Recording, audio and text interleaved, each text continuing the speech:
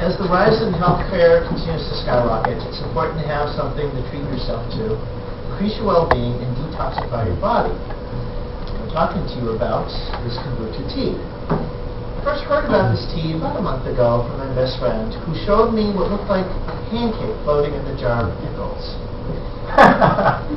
He had obtained a kombucha culture floating in a jar of green tea. He told me that it had a lot of medicinal benefits. I was quite intrigued, so I went online. I found a whole bunch of websites that talked about the tea and sold kombucha cultures. And I decided to send away for some and give it a try.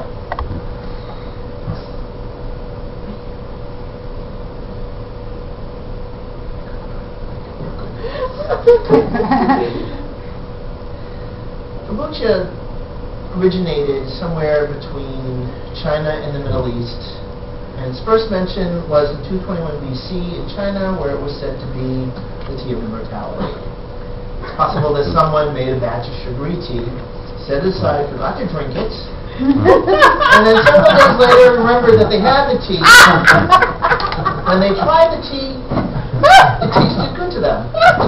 When they started drinking it, medicinal benefits began to be noticed, and its popularity quickly spread. It's believed that it's related to a birch tree culture in the Alexandro district in Russia called chaga. Peasants from that district made the tea for hundreds of years to cure them of cancer.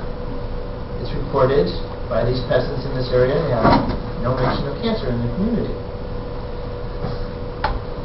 It actually got the name from a Korean physician by the name of Kombu, who introduced it to Japan.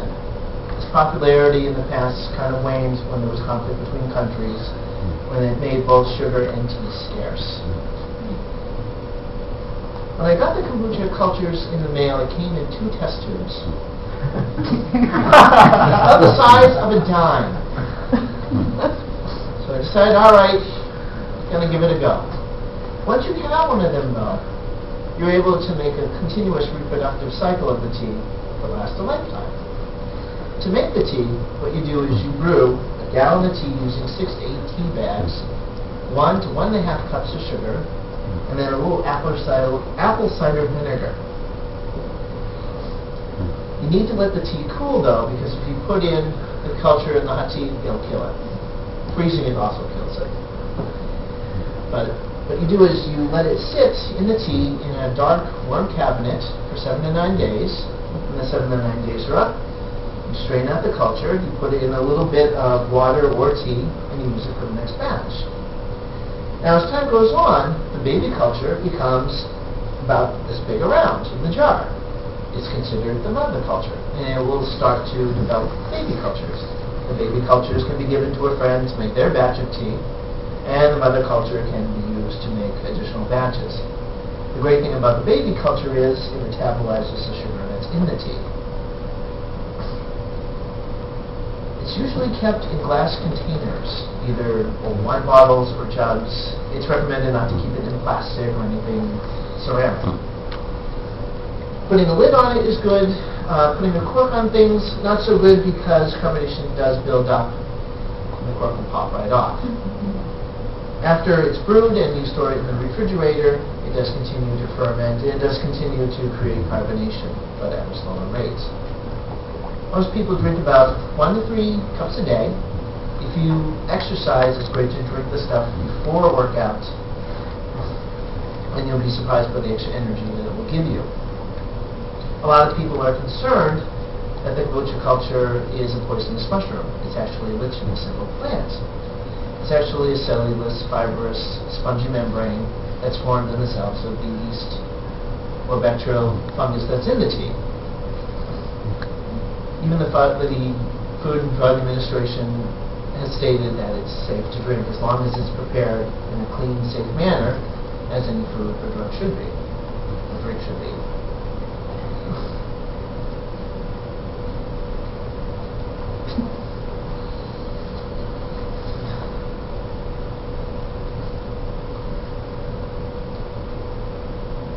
The reason that it's so healthy for you is because the polysaccharides, the polyphenols, and the glucuronic acid that's in the tea helps to absorb and and block out the toxins that may be poisoning us in our industrial environment at this time.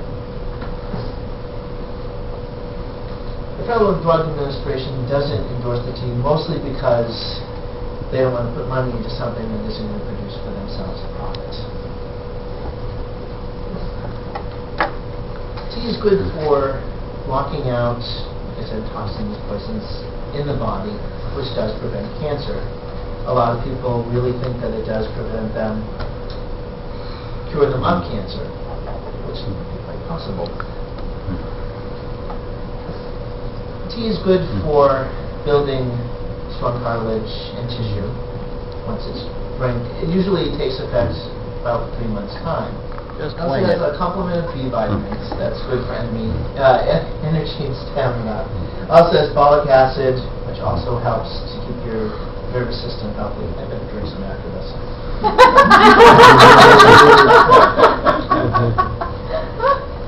But it's good as far as ailments. It varies from person to person on who drinks it. Because the ailments that it clears out and the benefits do vary. But it's known to be a possible cure for acne, angina, arthritis, bronchitis, bladder infections, candida, cancer, psoriasis, diabetes, eczema, fibromyalgia, folic acid, gout, menopause, PMS, HIV. It has a lot of very, very good benefits to it.